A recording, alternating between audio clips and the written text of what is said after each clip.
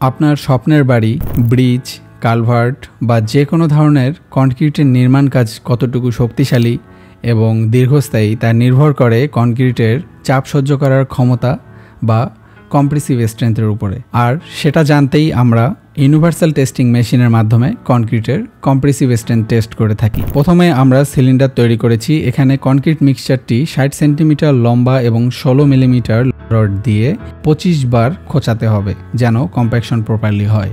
দ্বিতীয়ত, ছাঁচমুক্ত করার সময় স্যাম্পলের উপরে তারিখ আমরা মার্ক করে রাখবো এবং কিউরিং করব 28 দিন পর্যন্ত। ফর এক্সাম্পল, র্যান্ডমলি আমরা 4টি সিলিন্ডার কালেক্ট করেছিলাম, তার মধ্যে 2টি সিলিন্ডার 7 দিন পরে অর্থাৎ ইনিশিয়ালি স্ট্রেংথ গেইন করার পরে এবং বাকি 2টি সিলিন্ডার 28 দিন পরে অর্থাৎ ফুল স্ট্রেংথ গেইন করার পরে স্যাচুরেটেড সারফেস ড্রাই অবস্থায় ইউনিভার্সাল টেস্টিং মেশিনের মাধ্যমে কম্প্রেসিভ স্ট্রেংথ টেস্ট করেছিলাম। এখানে আমরা রেজাল্ট পেয়েছিলাম 29.3 MPa।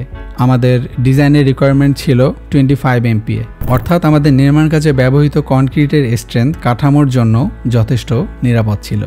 এখানে যে বিষয়টি করা যাবে না, আলাদাভাবে কনক্রিট তৈরি করে কখনো সিলিন্ডার তৈরি করা যাবে না। সিলিন্ডার সবসময় তৈরি করতে হবে র্যান্ডমলি স্যাম্পল কালেক্ট করে। সেই ক্ষেত্রে আপনি প্রপারলি একটা রেজাল্ট পাবেন এবং আপনার কনক্রিটিং ঠিক হলো কিনা একটা সঠিক ধারণা পাবেন। আপনার স্বপ্নের বাড়িটি হোক নিরাপদ এবং দীর্ঘস্থায়ী। সবাই ভালো থাকবেন, সুস্থ থাকবেন। আসসালামু আলাইকুম।